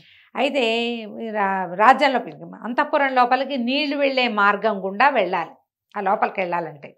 అయితే ఏమైందట, రోజు విడిచి రోజు తెరుస్తారు కదా, ఒక 10 మంది సైనికులు అక్కడ రెడీగా ఉన్నారు. ఏం చేశాడట వీడు, పైన చేరి దానికి ఆ నీళ్ళు ఎక్కడి నుంచి వస్తాయో అది ఒక గుట్ట మీద నుంచి నది కిందకి వస్తుందన్నమాట. ఆ గుట్ట మీద చేరి ఒక్కో కొమ్మ విరక్కొట్టి వేయటం మొదలుపెట్టాడు. ఎప్పుడు లేనిది నదిలో చెట్ల కొమ్మలు కొట్టుకొస్తున్నాయి. చిన్న కొమ్మలు కనపడ్డాయి, తర్వాత పెద్ద పెద్ద కొమ్మలు కనపడుతున్నాయి. సైనికులు అనా ఏంట్రా ఎప్పుడూ లేదు, ఈసారి ఏంటి వర్షాకాలంలో వచ్చినట్టు ఇన్ని రెమ్మలు వస్తున్నాయి అంటే, వాళ్ళలో ఒకళ్ళిద్దరు అన్నారు, పైన గోండులు ఒక జాతి ఉన్నారు. ఏ పైన? ఈ నదికి ఎగువన ఉన్నటువంటి అడవిలో. వాళ్ళు ఏ తేనె పట్ల కోసమో దేనికోసమో కొడుతూ ఉంటారా, ఎప్పుడో ఒకసారి కనపడతాయి, అట్లాంటివి అయి ఉంటాయి. వాళ్ళు చెట్ల కొమ్మలు కొట్టేస్తున్నారు, ఒక్కో కొమ్మ నీళ్ళలో పడిన కొమ్మలు వస్తున్నాయి అని చెప్పుకుంటున్నారు వాళ్ళల్లో వాళ్ళు. 1-2 రెమ్మలు లాగి చూశారు, అది కత్తితో నరికినట్టే కనపడుతుంది, వాళ్ళు విరిచినట్టే. సరేలే అని ఊరుకున్నారు. ముందు ఇంత వచ్చి చివరికి ఒక పెద్ద చెట్టు లాంటిది కూడా 2-3 వచ్చినాయి. తెలుస్తోందిగా ఆ లోపల పోతాయిలే అని ఊరుకున్నారు. మనమే లాగేసేయచ్చు లోపలికి వెళ్ళేటప్పుడు. అది ఎప్పుడు లాగుతాం, ఇక్కడ ఏదైనా అడ్డం పడుతుందన్న అనుమానం ఉంటే. వీళ్ళు ఏం చేశారు, గేటు మొత్తం తీసేస్తే పెద్దది ఒక 15-20 మీటర్ల వ్యాసంతో దారి వెళ్ళిపోతున్నాయి. రయ్యమని కొట్టుకుపోతుంటే మనకేముంది, ఈ కొట్టుకొచ్చేస్తున్న చెట్లల్లో ఒక చెట్టు అడుగునున్నాడు చిన్నరాజు గారు. వినయపాలుడు కింద ఉండిపోయాడు, ఆ చెట్లతో పాటు చల్లగా జారుకున్నాడు. ఏ చెట్టుని వాళ్ళు చూస్తారనిపించినా దాని కింద నుంచి ఈదుకుంటూ ఇంకో చెట్టు దగ్గరికి వెళ్ళిపోవటం. ఈదుతూ అనుమానం రాకుండా ఆ చెట్ల రెమ్మల కింద నుంచి వెళ్ళిపోయాడు. నీళ్లు లోపల సరిపడా అయిపోయింది, ఇదంతా నిండిన ఆయన కేకేయంగానే వాళ్ళు గేట్ వేసేసారు. మనవాడు లోపల చేరిపోయాడు. లోపల చేరి నిదానంగా కొంచెం చీకటి పడేదాకా నక్కి కూర్చున్నాడు. అన్ని చెరువుల దగ్గర అవి నీళ్ళన్నీ దొరువులు లాంటి లోపలికి వెళ్ళినాయి కదా, ఓ పక్కకి వెళ్ళిపోయాడు. తర్వాత ఒక సైనిక పటాలం అవి కనపడుతున్నాయి. అంతఃపురం దూరం దూరంగా పెద్ద పెద్ద బిల్డింగులు. ఇతనికి మంత్రి గారు చెప్పాడు, మయూరం బొమ్మ ఉంటుంది, ఒక నెమలి బొమ్మ. బిల్డింగులు ఇట్లా గుండ్రంగా ఉంటాయి, మధ్యలో పెద్ద నీళ్ళది పెద్ద చెరువు ఉంటుంది. ఆ గుండ్రంగా ఉన్న వాటిలలో మధ్య దాంట్లో రాజుగారు ఉన్నాడు. ఓహో. దాని మీద ఒక నెమలి బొమ్మ ఉంటుంది. చూసుకున్నాడు. అది ఇప్పుడు రాత్రి చూడలేడుగా, సాయంకాలమే వెళ్తుండగానే చూసి పెట్టుకోవాలి. పెట్టుకుని దారి అంతా చూసి పెట్టుకున్నాడు. బాగా చీకటి పడ్డాక ఇది మొత్తం సైనిక పటాలంతా లోపల అంత పహరా ఉండదు. అవును, ఎప్పుడు కూడా బయట ఉంటుంది. లోపల ఏముంది, ఆ వేళ అవగానే సాయంకాలం అయ్యేసరికల్లా ఎవరి దారిని వాళ్ళు ఏ స్తంభాల పక్కన చేరి మెల్లిగా కునికేస్తూ ఉంటారు. అవసరాలు ఉండవు కదా, పిలిస్తే వస్తారు. ముందంతా ఫుల్గా దేదీప్యమానంగా దీపాలు ఉన్నాయి. సాయంకాలం అయ్యేసరికి పెట్టారు. రాత్రి 10 అయ్యేసరికల్లా పై ఎత్తునున్న దీపాలన్నీ ఉఫ్ ఉఫ్ అని పొగగొట్టాలతోటి ఆపేశారు. చిన్న చిన్న దీపాలు కనపడుతున్నాయి. ఆ దీపాల వెలుగులో పిర్రాడు అడవిలో ఉండటానికి అలవాటు పడి ఉన్నాడు కదా, వాడు చీకట్లో నడవగలడు. నడుచుకుంటూ మెల్లిగా ఆ భవనంలోకి వెళ్ళాడు. వెళ్తే ఇంకా లోపలికి అలా లోపల ఒక్కొక్క కక్ష దాటుకుంటూ వెళ్తే లోపల ఒక జైలు లాంటి విభాగం కనపడుతుంది. ఏవో రాచరికపు బట్టల్లోనే బక్క చిక్కి సన్నగా అయిపోయినటువంటి రాజును చూశాడు కుర్రాడు. తండ్రిని చూసి దగ్గరికి వెళ్ళాడు. దగ్గరికి వెళ్ళేసరికి ఆయన అన్నాడు, ఎందుకురా ఇట్లా చంపుతారు, ఒకేసారి చంపేయండి నన్ను. మహారాణిని మంచిది, మహాపతివ్రత మణిమాలాదేవికి చేసిన ద్రోహానికి నాకు సరిపడా శిక్ష వేశారు భగవంతుడు. గుర్తించాడు. నన్ను చంపేసేయండి ఒకేసారి అంటే తన కుర్రాడు అన్నాడు, అబ్బాయి చంపేయటానికి కాదండి, మిమ్మల్ని తప్పించడానికి వచ్చాను అన్నాడు. అనేసరికి ఆయన ఒప్పుకోలే. నన్నేటా తప్పిస్తావు నువ్వు? తప్పిస్తామని బయటికి తీసుకెళ్ళి చంపేయడానికి ఎత్తేసాడా రాజవర్మ? నేను నీతో రానన్నాడు. రానంటే కాదండి, మీరు అర్థం చేసుకోండి, నేను వీళ్ళ ద్వారా రాలేదు. వీరసేనుడు మీ నమ్మిన బంటు అతన్ని బంధించారు, అతన్ని నేను విడిపించాను. మీరు లోపల ఈ కక్షలో ఉన్నారనే సంగతి ఎవరికి తెలుసు అంటే వీరసేనుడికి తెలుసు, కులశేఖరుడికి తెలుసు, మంత్రికి అన్నాడు. వాళ్ళిద్దరికీ నేను తెలుసండి. వీరసేనుడి ద్వారా నేను కులశేఖరుడి దగ్గరికి వెళ్ళాను. కులశేఖరుడు చెప్పాడు మిమ్మల్ని తప్పించడానికి మార్గం, మీరు ఇక్కడ ఉంటారని చెప్పాడు. వీళ్ళిద్దరి పేర్లు చెప్తే మీకు అర్థమవుతుందని వాళ్ళ పేర్లు చెప్తున్నాను, నాతో రండి, మిమ్మల్ని బయటికి తీసుకెళ్ళిపోతాను అన్నాడు. అనేసరికల్లా రాజు నిజంగా నువ్వు నన్ను చంపన్నాడు, మీ మీద ఒట్టండి, నేను అట్లాంటి పని ఏం చేయను, వెళ్తా పదండి. కాకపోతే నాకు లోపలికి వచ్చే దారి చెప్పాడు, బయటికి వచ్చే దారి మీకు తెలుసు అన్నాడు. అదొక రహస్య ద్వారం ఉంది, మీరు అడవిలోని గుహల్లోకి వెళ్తారు, ఆ ద్వారాన్ని తెరవండి, మనం అక్కడికి వెళ్దామన్నాడు. అనేసరికి రాజు ఒప్పుకోలే. నేను అట్లా చెప్పకూడదు, కులశేఖరుడికి బుద్ధి లేదా, ఎట్లా చెప్పాడు నీకు ఈ రహస్య ద్వారాన్ని? అది కేవలం రాజుకి మంత్రికి యువరాజుకి తెలియచ్చు, నువ్వెవడివో నీకు తెలియటానికి వీల్లేదు. అనేసరికల్లా నేను మిమ్మల్ని తప్పించలేనండి, మరి మీరు లోపల ఉన్నారు, నేను లోపలికి వచ్చా, బయటికి వెళ్ళే మార్గం లేదు, నాకు బయటికి వెళ్ళే మార్గం తెలీదు, అది మీరు చెప్తారని కులశేఖరుడు నన్ను నమ్మించి పంపించాడు. అనేసరికి చాలాసేపు బతిమలాడి వాదోపవాదాలు అయ్యాక ఆయన ఒప్పుకున్నాడు. ఒప్పుకొని ఏం చేశాడు, ఈ భవనంలోంచి బయటికి వెళ్ళేందుకు ఆయనకు అనుజ్ఞ లేదు. ఇప్పుడు ఇట్లా గుండ్రంగా ఉన్న భవనాల్లోంచి ఆ మధ్య దాంట్లోంచి వచ్చాడు కదా, నెమలి పింఛన్లో మిడిల్లోంచి వచ్చాడు. ఆ మిడిల్లోంచి వచ్చి ఎక్కడి నుంచి నీళ్ళు వస్తాయో దానికి పక్కగా ఉన్నటువంటి ఒక గోడ దగ్గరికి తీసుకెళ్ళి ఆ గోడ దగ్గర కొన్ని రాళ్ళు ఇలా పేర్చి తమాషాగా ఉంది, ఈ రాళ్ళన్నీ తీయన్నాడు. ఆయన ఓపిక లేదు, బక్కచిక్కిపోయి కూడా ఉన్నాడు, ఆహారం తక్కువ, పైగా బెంగతోటి ఉన్నాడు కదా. కుర్రాడు రాళ్ళన్నీ తీసేసరికి అక్కడ చిన్న ఇత్తడి మీట లాంటిది ఉంది. ఆ పొడి పని కదిపేసరికి ఆయన అన్నాడు, ఒకవేళ ఇట్లా కనుక మనం చేస్తే వాళ్ళు ఎవరైనా పసిగట్టారంటే అందులోకి వచ్చేస్తారంటే, కాదు రాదు, నేను మొత్తం అన్నీ సరిచేసి వస్తానన్నాడు. ఆ పొడి పని నొక్కేసరికల్లా ఆ గోడ పూర్తిగా ఓపెన్ అయిపోయింది. సరే అందులోకి ప్రవేశించాక ఈయన అన్నాడు, ఇది రాళ్ళన్నీ యథాతథంగా మూసేసేయాలి నువ్వంటే. వీడు లోపల వైపు ఉండి బయట రాళ్ళని ఒకటి ఒకటి ఒకటి లాక్కుంటూ అన్ని పూర్వం ఎట్లా ఉందో అట్లా పేర్చేసాడు. చీకటిగా ఉన్న ఆ దారిలో ఈ రాజుగారిని వేసుకుని నడవటం మొదలుపెట్టాడు. నడవగా నడవగా నడవగా నడవగా అది ఎవ్వరు మనుష్య సంచారం ఉన్న దారి కాదు, ఒక గుహ లాంటిది. ఓకే. వెళ్ళగా వెళ్ళగా అది నది పక్క నుంచి ఉందన్నమాట. వెళ్ళేసరికల్ అడవి లోపలికి వెళ్ళారు. ఇంకా పెద్ద పైకి వెళ్తే ఒక కొండ శిఖరం లాంటిది వచ్చింది. ఆ కొండ మీదకి ఎక్కించారు. అక్కడ ఒక పెద్ద గుహ ఉంది. ఆ గుహలో వీరసేనుడు కులశేఖరుడు ఇద్దరు ఉన్నారు. రాజు ఆశ్చర్యపోయాడు, ఇద్దరిని కావలించుకున్నాడు. ఇది ఎట్లా జరిగింది, ఎట్లా రాగలిగారు, నన్ను ఎట్లా తప్పించారు? ఈ అబ్బాయి ఏం చేశాడు, ఆయన అక్కడికి ప్రవేశపెట్టి తన దారిని తను వెళ్ళిపోయాడు. రాజును వాళ్ళు లోపల తీసుకుపోయారు. అక్కడ సాయంగా తెల్లవారేసరికల్లా ఈయన ఉన్నాడు కదా వీళ్ళ గురువు గారు, వీళ్ళు ఒకళ్ళనొకళ్ళు మాట్లాడుకున్నాక తెల్లవారేసరికల్లా పారాయణ స్వామి వీళ్ళకి ఈ మన మణిమేల దేవిని కాపాడిన గురువుగారు ఆయన ప్రచండు అని, అప్పుడు దొంగ ఒకడు వచ్చాడు కదా వీరసేనుడితో పాటు వచ్చాడు కదా, అతను దొంగ నిజానికి బద్దిపోటు. కానీ ఈ రాజుగారి దీనివల్ల రాజకుమారుడే తనని తప్పించడం వల్ల అతను మీతో పాటే ఉంటాను, ఈ విప్లవం సృష్టించడానికి విప్లవాన్ని సాధించాలంటే నేను కూడా మీతో ఉంటానన్నాడు. ఈ పారాయణ స్వామి వారితో కలిసి ఆ ప్రచండు కూడా వచ్చాడు. మహారాజును చూసి దండాలు పెట్టారు. అప్పుడు ఈయన ఏమన్నాడంటే, మనం విప్లవం తప్పకుండా సాధించాల్సిందే, నా వల్ల చాలా పొరపాటు జరిగింది, మణిమాల ఏమైపోయిందో తెలీదు, ఈ సుమరేఖని ఆశ్రయించుకుని వచ్చిన రాజవర్మేమో మన రాజ్యాన్ని నిర్దేశించాడు ఈయన చెప్పాడు. వీరసేనుడు మహారాజా అంతేకాదండి, ఎక్కడైనా ఏదైనా పొరపాటు అయితే ముందు సైనికుల్ని శిక్షిస్తాడు, ఏదైనా ప్రజల్ని పీడిస్తున్నారు వాళ్ళు, సైనికుల్ని శిక్షిస్తాడు, అతను సరైన వాడు కాదు, వీళ్ళని దింపాలి, ఎట్లా చెయ్యాలి ఇది. ఇప్పుడు వీళ్ళకి ఇక్కడ ఉన్నది ఎవరు, మంత్రి, వీరసేనుడు, ప్రచండు, పారాయణ స్వామి, రాజు, ఐదుగురు ఉన్నారు. ఈ ఐదుగురిలో వీరసేనుడినేమో అరెస్ట్ చేశారు, ప్రచండు ఏనాడో అరెస్ట్ అయ్యాడు. వీళ్ళు ప్రజల్లోకి వెళ్ళి జనాల్ని కూడగట్టడం అది వాళ్ళ వల్ల అయ్యే పని కాదు, టైం పడుతుంది. అవును అవును. కులశేఖరుడు కూడా ఉద్యోగం ఊడిపోయింది. రాజు జీవించలేడన్న అనుమానం ఊళ్ళో ఉంది.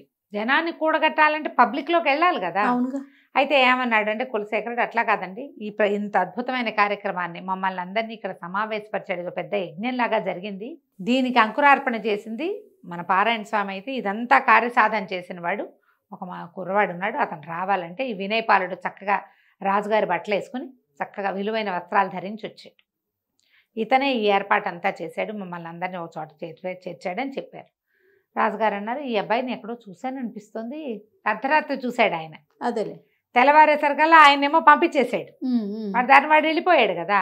అనేసరికల్లా ప్రభు మిమ్మల్ని రాత్రి తప్పించింది, వీరసేనుడిని తప్పించింది ఇతనేనండి, ఈ అబ్బాయి పేరు వినయపాలుడు అని చెప్పారు. రాజుగారు కొడుకు అని చెప్పలే. ఓకే.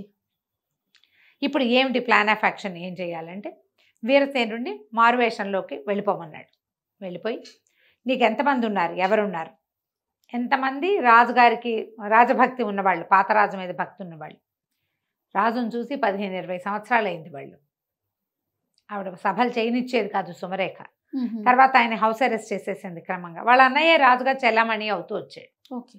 మామూలుగా ఏ రాజ్యానికి ఆ రాజ్యం రాజుల మీద భక్తి ఉంటుంది, వాళ్ళ పూర్వకాలం నుంచి వాళ్ళ తండ్రుల్ని సేవించిన ప్రీతి ఉంటుంది వాళ్ళకి. ముందు ప్రీతి ఉన్న దళవాయిల్ని వాళ్ళని కూడగట్టుకోవాలి, వీరసేనుడి పని అది. మంత్రి గారు వెళ్ళిపోయి ఎవరు రాజవర్మకి అనుకూలరు, ఎవరు యువరాజును కోరుకున్నారు, పాతరాజును కోరుకుంటున్నారో మీరు ఈ పక్క నుంచి సెన్సెస్ తయారు చేయండి, దసరా నాటికి ఈ పని చేద్దాం, ఎందుకంటే దసరా చాలా అత్యద్భుతమైన ఉత్సవాలు జరుగుతాయి ఇక్కడ, ఈ ఉత్సవాలలో మనం మన విప్లవాన్ని తీర్చుకోవచ్చు, ఈ లోపల మనం ఈ 3-4 నెలల్లో జనాల్ని గ్యాదర్ చేద్దాం. రాజు తప్పించుకుపోయాడు అనేది తెలిసిపోయింది లోపల. కానీ ఆయన ఎట్లా తప్పించుకెళ్తాడు అనేది, ఏ రకంగా వెళ్ళగలిగాడో వాళ్ళకి తెలియలే.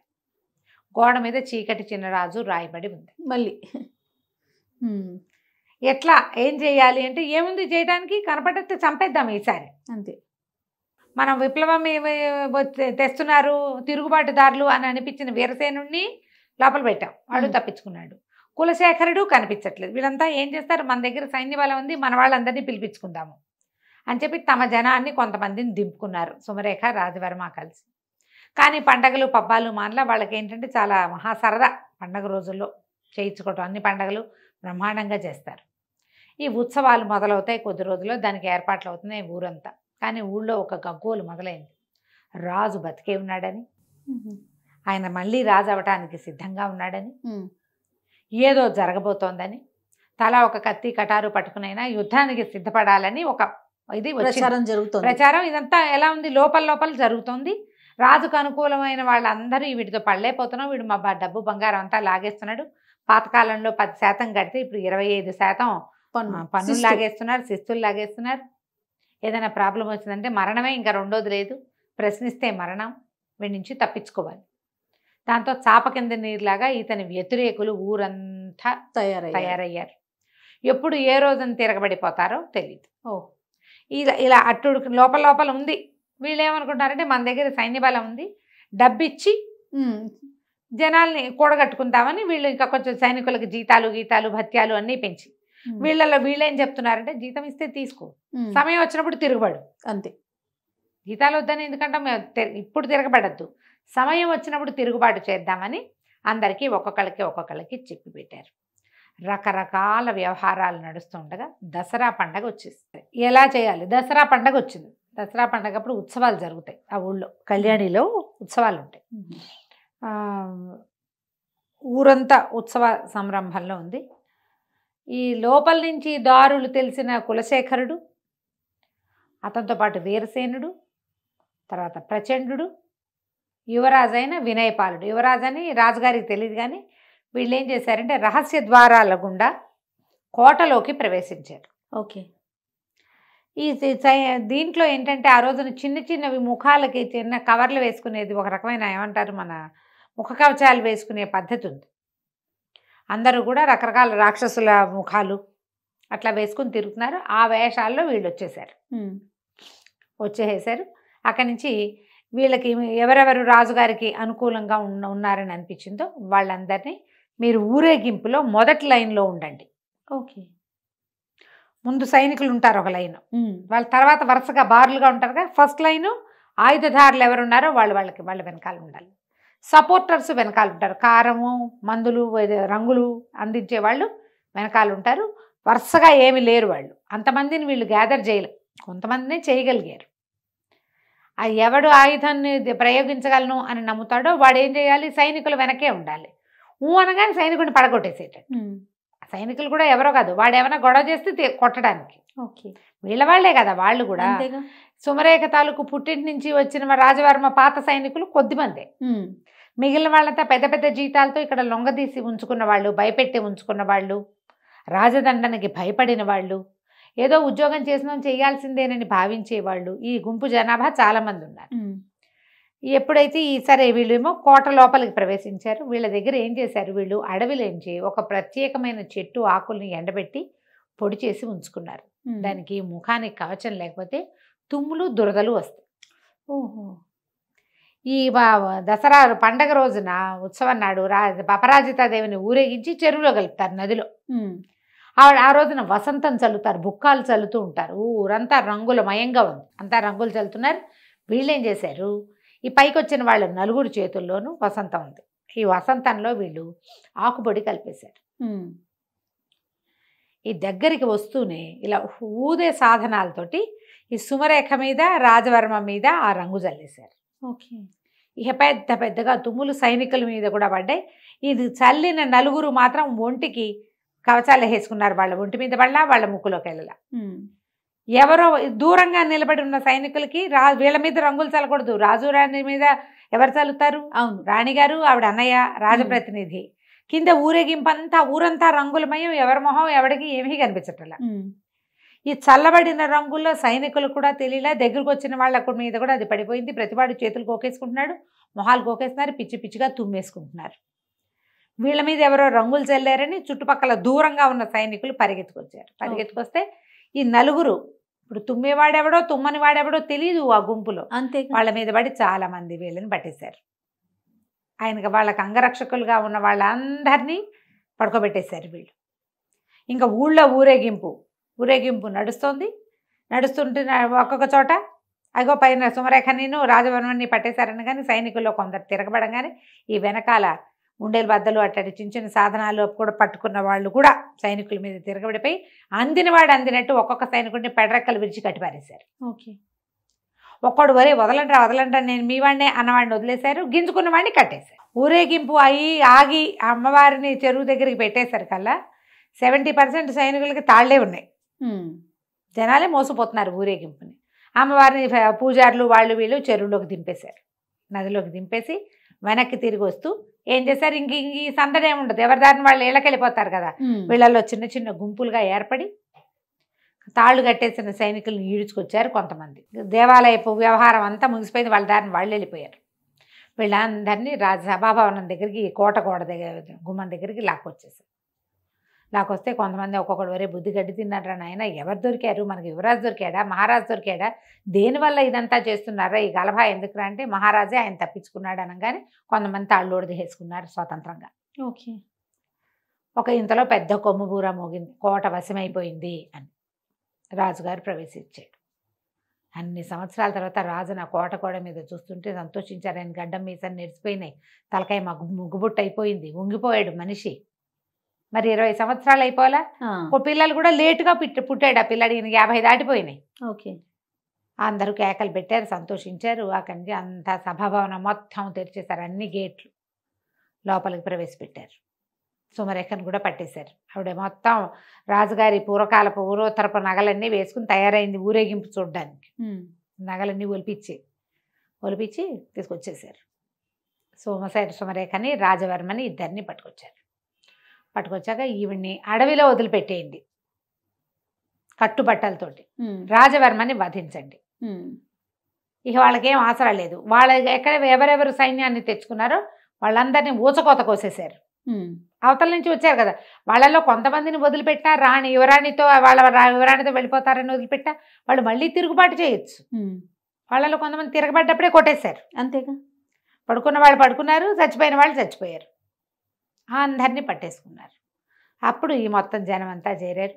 ఆయన చెప్పాడు, నా పొరపాటు వల్ల, సౌందర్యం పట్ల వ్యామోహం వల్ల నేను సుమరేఖకి లొంగిపోయాను. ఆమె చెప్పిన మాట విన్నాను. అన్యాయంగా గర్భవతి అయిన మణిమాలాదేవిని పంపించేశాను. ఆమె జీవించిందో, ఎవరన్నా చిరంజీవి జన్మించాడో లేదో కూడా మనకు తెలియదు. అత్యంత విశ్వాసపాత్రుడైన సైన్యాధిపతినేమో ఉరిదించాము. ఆ తర్వాత ఇంకా నాకు కూడా జీవితేచ్చిపోయింది. ఒక అనాసక్తి మొదలయ్యాక వీళ్ళు నన్ను అందులో బంధించేశారు. రాజ్యంలో మా తాత ముత్తాతల నుంచి వస్తున్నటువంటి సిస్టమ్ని కూడా వీళ్ళు మార్చేశారు. వాళ్ళ ఊళ్ళలో ఏం చేస్తారో అదే చేశారు. ఇక ఈ పొరపాటు జరగదు. కానీ మణిమాల ఎక్కడుందో తెలిస్తే బాగుంటుందంటే వీళ్ళు మహామంత్రి చెప్పాడు, మణిమాలదేవి ఎక్కడుంటుంది ప్రభు, అంతఃపురంలోనే ఉంది, పదండి అని తీసుకెళ్తే ఇక ఆశ్చర్యపోయాడు భార్యను చూసి ఆయన. ఆవిడ పెద్దదయింది, మరి భార్యను కావలించుకున్నాడు, చాలా సంతోషించాడు. సంతానం కలిగింది, అమ్మాయి పుట్టింది, అబ్బాయి పుట్టాడు అని అడిగితే అప్పుడు వినయపాలుడిని ప్రవేశపెట్టారు. మిమ్మల్ని తప్పించినవాడు, ఈ రాజ్యానికి మళ్ళీ మిమ్మల్ని రాజుగారు రప్పించినవాడు మీ కుమారుడే.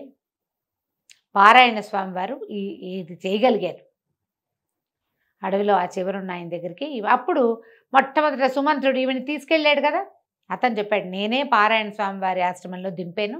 చిరంజీవి అక్కడే పెద్దవాడయ్యాడు, నేను 4-5 సార్లు వెళ్ళి చూశాను, ఆయనే అన్ని విద్యలు నేర్పించారు. ఆ సుమంత్రుడు కూడా వచ్చి కొన్ని విద్యలు, రాజుగారు అంగరక్షకుడు కదా అతను, ఆ రథంతోలే అతను కూడా కొన్ని విద్యలు నేర్పించాడు అని చెప్పారు. చెప్పాక ఇంకేముంది, ఇక వెంటనే ఈయన తనని మళ్ళీ రాజుని చేసినందుకు పెద్ద ఉత్సవం చేసి కొడుకుని యువరాజుని చేస్తూ చుట్టుపక్కల రాజ్యాల వాళ్ళందరినీ పిలిచాడు. ఓకే. పిలిచేసరికల్లా వాళ్ళలో బోళ్ళంతమంది మా అమ్మాయిని ఇస్తాం, మీ అబ్బాయి 20 ఏళ్ల వాడు, వివాహయోగ్యమైన వయసే కదా, యువరాజు అయ్యాడు, రేపెప్పుడో మహారాజు అవుతాడు, పైగా ఇంత ప్రబంధాన్ని నడపగలిగిన వాడు రాజ్యాన్ని నడపలేడు, మా పిల్లని ఇస్తామంటే మా పిల్లని ఇస్తామని, కోట్లు కట్నం ఇస్తామని, అర్ధరాజ్యం ఇస్తామన్న వాళ్ళు కొంతమంది, మొత్తం రాజ్యం ఇచ్చేస్తామన్న వాళ్ళు కొంతమంది.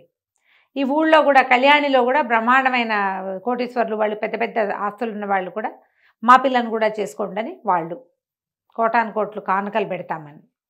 ఈ మొత్తం వీళ్ళంతా ఇన్ని పెళ్లి సంబంధాలు 15-20 ఇచ్చేసరికల్లా రాజుగారు అన్నట్టు వీళ్ళలో ఒక అమ్మాయిని సెలెక్ట్ చేసుకోను, నీకు వీళ్ళతో వివాహం చేస్తాను అమ్మాయితో అంటే ఇతను అన్నాడు, అట్లా కాదు, మామూలుగా వర పరీక్ష ఉంటుంది, నేను వధూ పరీక్ష చేస్తాను, పౌర్ణమి నాటికి రాజకుమార్తెలందరినీ ఎవరెవరిని నా కోసం వివాహం కోసం మీరు అడుగుతున్నారో వాళ్ళందరినీ రాజభవనంలో ప్రవేశపెట్టండి, వాళ్ళల్లో ఒక అమ్మాయిని నేను సెలెక్ట్ చేసుకుంటాను అన్నాడు. ఆశ్చర్యపోయారు అందరూ. ఇప్పటిదాకా ఏమిటి మన వీళ్ళకి తెలిసింది స్వయంవరం, అంతే. రాజకుమార్తె వరించటం. ఎప్పుడు యువరాజులు వరిస్తామంటారు. యువరాజు వరించడం అంటే ఏ ఫోటోనో చూసి ఎక్కడైనా రోడ్డు మీద చూసి వరించడాలే కానీ ఇట్లా 15 మందిలో నేను ఒకతను సెలెక్ట్ చేసుకుంటాను అనేది ఆ రోజుల్లో లేదు సిస్టమ్. అవును. అయితే ఒకళ్ళిద్దరు రాజులు ఏమన్నారంటే దానికేముంది, ఇప్పుడు ఇదేం సిస్టమ్ ప్రకారం జరిగింది, 20 ఏళ్ళ నుంచి అడవిలో ఉన్న పిల్లాడి వాళ్ళు యువరాజు అవలా, అతని పద్ధతి ఏమిటో చూద్దామన్నారు. కొంతమంది సంపన్న గృహస్థులు కూడా దీనికి ఒప్పుకున్నారు. మొత్తం మీద ఒక 20 మంది అమ్మాయిల్ని పంపించారు. పంపించారు. ఆ రోజున ఏం చేశారట, పౌర్ణమి నాటి రాత్రి సాయంకాలం ఈ విందు జరిగింది. అతను అప్పుడప్పుడు వస్తున్నాడు కానీ పెద్దగా ఎవరి పట్ల ఆ అబ్బాయి శ్రద్ధ పెడుతున్నట్టు కనపడలే. విందు భోజనం చేస్తున్నప్పుడు మాత్రం అటు ఇటు ఇట్లా వరుసగా కూర్చోబెట్టారట యువరాణులందరినీ బల్లలేసి. వాళ్ళందరూ భోజనాలు చేస్తుంటే 2-3 సార్లు వాళ్ళ మధ్యలో తిరిగాడు. తిరిగాక భోజనం అయిపోయింది, విందు ముగిసింది. వాళ్ళు లేవబోతుంటే ఎవరు లేవకండి కూర్చోండి అన్నాడు. అన్నాక ఒక్కసారి ఆకులన్నీ చూశాడట. చూసి అవంతి నగర రాజకుమార్తె అవంతికని పెళ్లి చేసుకుంటానని ప్రకటించాడు. మరి చక్కటిది సరే ప్రకటించేశారు కదా. సరే వివాహం సుసంపన్నమైంది, వివాహం నిశ్చయమైంది. అరిచారు, కేకలు పెట్టారు. అవంతి రాజుగారేమో వచ్చి తాంబూలాలు అవి ఇచ్చాడు. అమ్మాయితో చేతికి దండిచ్చి వేయించారు. అన్నీ అయ్యాక మిగిలిన రాజుల కుటుంబాల్లో ప్రతి వాళ్ళు రాజుగారిని అడిగారట, ఏ విషయం పట్ల ఇతను ఇలాంటి నిర్ణయం తీసుకున్నాడు, ఏం చూసి, ఏం టెస్ట్ పెట్టాడు, వధూ పరీక్ష ఎట్లా చేశాడు. అతను నిన్నటి నుంచి వీళ్ళు ఇక్కడే ఉన్నారు, చతుర్దశి నాడు ఉన్నారు. అతను ఎవరితోటి మాట్లాడలేదు, ఎవరి దగ్గరికి పెద్దగా వెళ్ళలేదు. భోజనాల వేళే వచ్చాడు. ఏం చూసి నిర్ణయించాడో చెప్పమన్నారు. చెప్పమంటే సరే అప్పుడు రాజుగారు అడిగారు, ఈయన ధర్మపాలుడు వినయపాలుడిని అడిగాడట, నువ్వు ఏ విషయం చూసి అంటే ఏ పాయింట్ని వల్ల ఈ అమ్మాయిని భార్యగా ఎన్నుకున్నావు అంటే అప్పుడు అతను చెప్పాడు. ఈ కథ కన్క్లూషన్ అనమాట. అతను అడవిలో పెరిగాడు. ఆహారం యొక్క విలువ చాలా బాగా తెలుసు. ఓకే. అడవిలో భోజనాలు చేసేవాళ్ళు మనకు వల్ల ఇంత వండుకుంటారా, కావలసింది వండుకుంటారు. చెట్లకు 100 కాయలు కొయ్యరు, ఒక కాయ కోసం తిని 2-3 కాయలు తిన్న కడుపు నిండాక ఇంకా కాయలు కొయ్యరు. అవునా? అవును. జాగ్రత్తగా ఉంటారు. అన్నీ కోసుకొచ్చి ఫ్రిడ్జ్లో పడేసి ఆ పద్ధతి కాదు కదా అసలు. అయితే అతను ఏం చెప్పాడంటే ఈ మొత్తం వడ్డించిన ఆహారంలో బంగారు రేకులు వేసిన హల్వాలతో పాటు, గులాబీ రేకులతో చేసిన హల్వాలతో పాటు సామాన్యులు తినేటువంటి గంజి, సాధారణ అన్న పాయసం కూడా వడ్డించారు. చాలామంది ఏం చేస్తారంటే ఇష్టం ఉన్నా లేకపోయినా అన్నీ వడ్డించుకుంటారు, పారేస్తారు, ఎక్కువ వదిలిపెట్టేస్తారు, తోసేస్తారు. రుచి చూసి కాస్త ఇంతుంటే అంత బాగుండకపోయినా ఆ కాస్త తినేసేవాళ్ళు కొంతమంది అయితే అది తినరు, ముట్టుకోరు. అసలు ఇది నాకు ఇష్టం లేదని ఉంటే ఉంటుంది, ఆకులో తెచ్చారు కాబట్టి వడ్డిపిస్తారు కానీ తినరు. తర్వాత శుభ్రంగా తినరు. మొహానికి అంటించుకునేవాళ్ళు కొంతమంది తింటుంటే పెద్దవాళ్ళకి అంటుతుంటాయి. అక్కడి నుంచి చెయ్యంతా పూసుకుంటారు ఇంకొంతమంది, చుట్టూతా పోసుకుంటారు ఇంకొంతమంది. శుచి శుభ్రం లేదు, జాగ్రత్త లేదు, మర్యాద లేదు ఆహారం పట్ల. ఇలాంటి వాళ్ళని నేను చూడలేదు, నాకు నచ్చల. అవంతిక తనకు కావాల్సిందే వడ్డించుకుంది. బంగారు రేకులు పైన పరిచిన హల్వా పాయసం తిన్నట్టుగానే గంజిని కూడా రుచి చూసి తీసుకుంది. తన ఆకులో వడ్డించిన ఏ పదార్థమూ ఆమె పారేయలేదు. ఆమె అరిచేతికి అన్నం అంట్ల. అందుకని లేవద్దు అని అన్ని ఆకులు చూశాడు కదా, ఏ పదార్థమూ పారేయలేదు, చుట్టూతా పోసుకోలేదు, ఒంటి మీద పడలేదు. అంటే ఈమెకి జాగ్రత్త, శుచి, శుభ్రత ఉన్నాయి. వడ్డించిన ఆహారం పట్ల భగవంతుడు ఇచ్చిందని ఇది ఉంది, మర్యాద ఉంది, గౌరవం ఉంది. నాకు అది కావాలి. నేను అడవిలో పెరిగాను, ఆహారాన్ని వృధా చేసేవాళ్ళు నాకు నచ్చరు.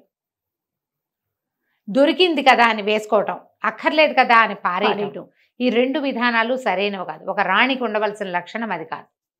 దొరికినవన్నీ తీసుకోకూడదు, అవసరం లేదని విసిరేయకూడదు. అందుకని నేను అది లేకుండా కావాలనుకున్నాను, అట్లా సెలెక్ట్ చేసుకున్నానని చెప్పాడు. అందరూ ఆశ్చర్యపోయారు రాజులు. కొంతమంది యువరాణులకి తట్టింది, మనం అన్నీ వేసుకున్నాం ఏమీ తినలేదని, కింద మీద పోసుకున్నామని, బట్టల మీద పడిపోయిందని, అన్నీ రుచి చూడలేదని, భగవంతుడు ఇచ్చిన దాని పట్ల మనకు మర్యాద లేదని, యాటిట్యూడ్ అవన్నీ మార్చుకోవాలని, ఇక ముందు ఇలా చేయకూడదని వాళ్ళకు కూడా అర్థమైందట. ఇంత ప్రత్యేకమైన మనస్తత్వము, పద్ధతి ఏర్పడడానికి ఈ దారి వేసినటువంటి ఆయన గురుగారు అందరూ చాలా మెచ్చుకున్నారు. మీ వల్లే ఈ ఇతను యువరాజు ఇంత చక్కటివాడిగా తయారయ్యాడని. తర్వాత వివాహంతో పాటు అబ్బాయిని వినయపాలుని రాజును కూడా చేసేసారు. రాజుగారి భార్యతోటి నేను వానప్రస్థం తీసుకుంటా, కానీ నేను అడవిలోకి వెళ్ళను, నా భార్యతో హాయిగా అంతఃపురంలో నేను కాలక్షేపం చేస్తా, రాజ్యం బాధ్యత మీది అని కులశేఖరుణ్ణి మంత్రిగా, వీరసేనుణ్ణి సైన్యాధ్యక్షుడుగా చేసి రాజ్యాన్ని, కళ్యాణి రాజ్యాన్ని వినయపాలుడికి అప్పచెప్పాడు. చీకట్లో వచ్చిన రాజు సమాప్తం. చాలా బాగుంది రమ్మగారు. నమస్తే. నమస్తే. సుమన్ టీవీలో మీ పర్సనల్ అండ్ బిజినెస్ ప్రమోషన్స్ కోసం కింది నెంబర్కి కాంటాక్ట్ చేయండి.